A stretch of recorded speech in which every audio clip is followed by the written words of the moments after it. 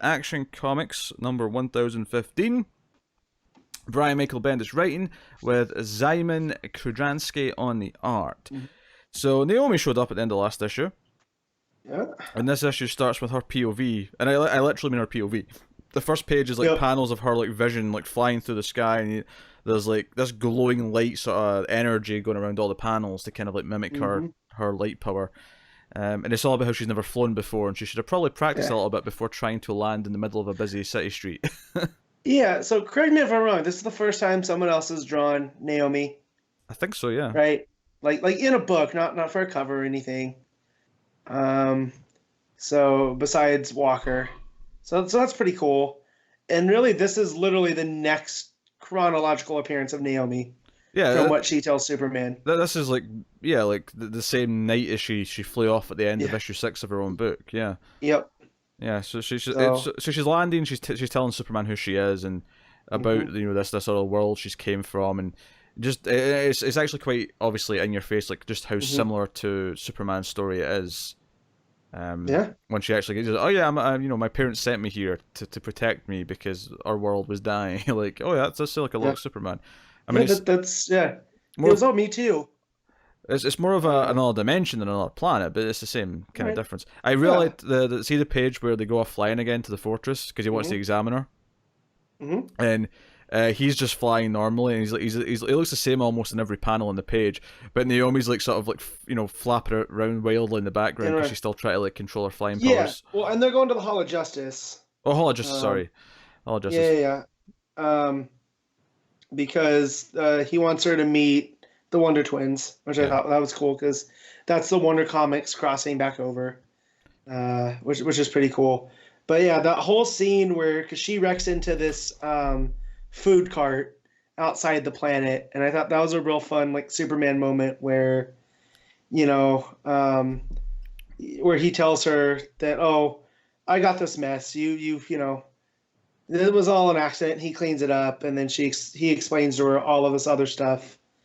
And Ruben, the guy that runs it, goes, "Oh, you cleaned the grill again? What's wrong with you?" And I gotta say, as someone that grills a lot, that is like the realest sentiment. So either Bendis really knows about food grills, or he talked to somebody that does. But this issue was full of small little moments like that really, really made me chuckle.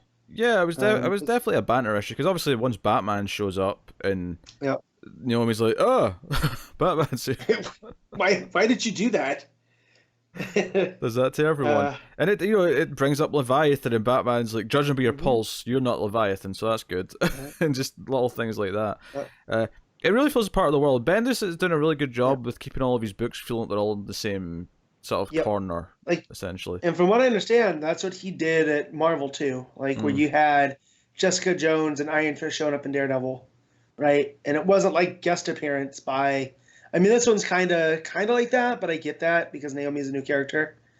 But no, it all feels the same. And when you see the Wonder Twins, you're like, oh yeah, that is canon, right here. And then I'm sure when she shows up with Young Justice, which is also Wonder Comics, we'll get references to this, which is cool. Again, that's why I like comics. But, so Superman leaves Naomi with Batman at the Hall of Justice, and to go basically save Rose and Thorn from Red Cloud, whatever, right? It's Red Cloud, right? Is it Red Mist? Red Cloud, yeah. Okay. But so, which is good because I thought, Rose and Thorn was a goner until we find out, from Millennium, maybe not so much. But yeah, and that was a pretty fun scene just because we get to see how Superman interacts with Red Cloud after interacting with her so many times. Yeah, well, what I liked about it is he's like, Thorn, get behind me, and she's like, no, I'm Rose now. He's like, in that case, definitely get behind me. Right.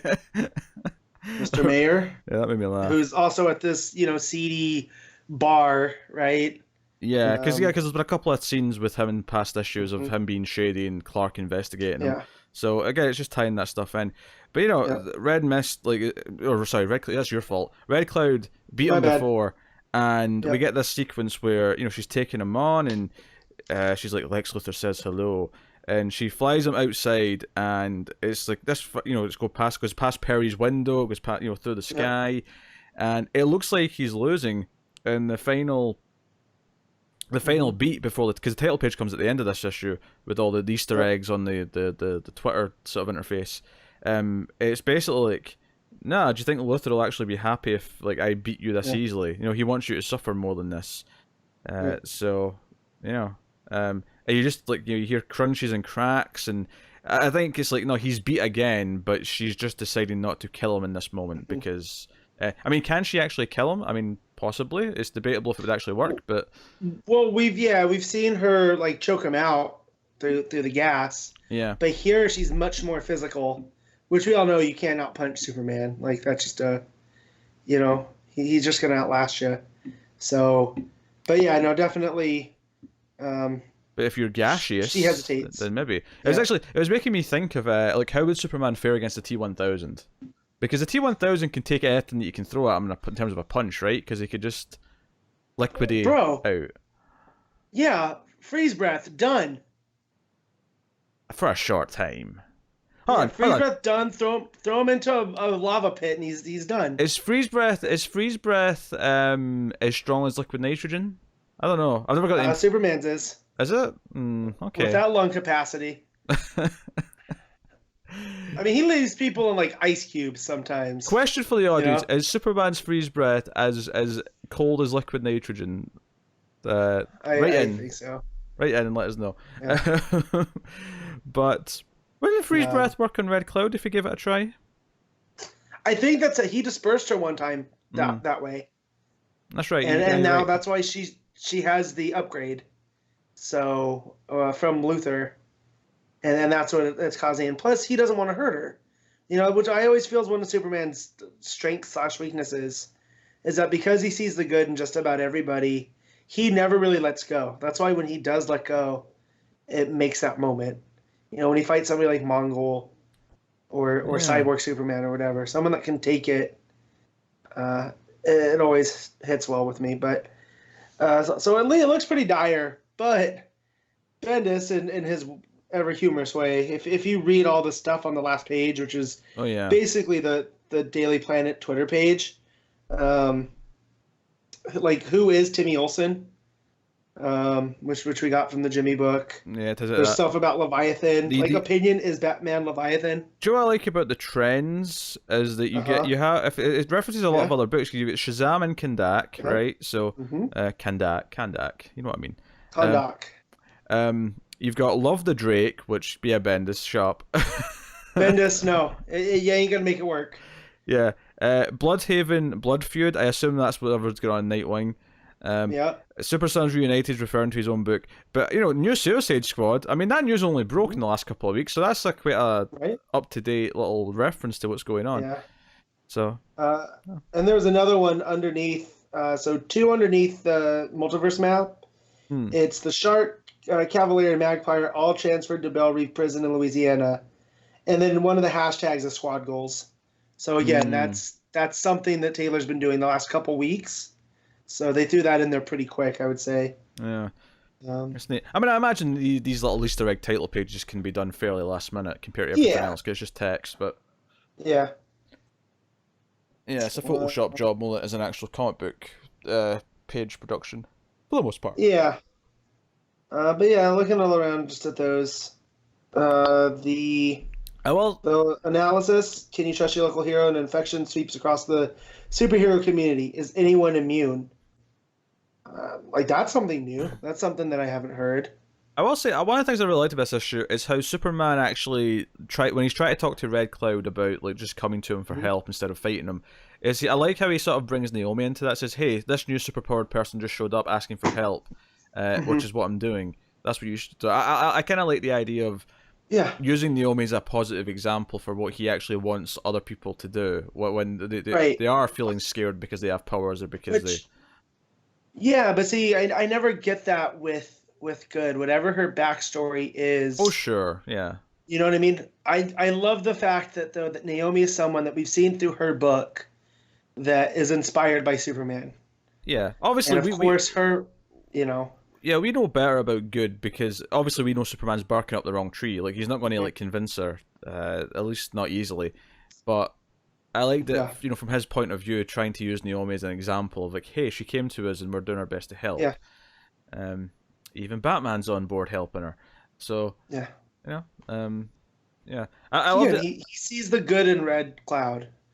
So I love the idea of when we get Naomi back as a book, that she comes back and it's like right after all this stuff, and she's like, "Oh yeah, so I met Superman and Batman," and like, just like. I can't wait for her to tell her friend and then her parents, who, you know, one of them is a Rainian, you know, like that now she's part of this bigger world they were trying to keep her from.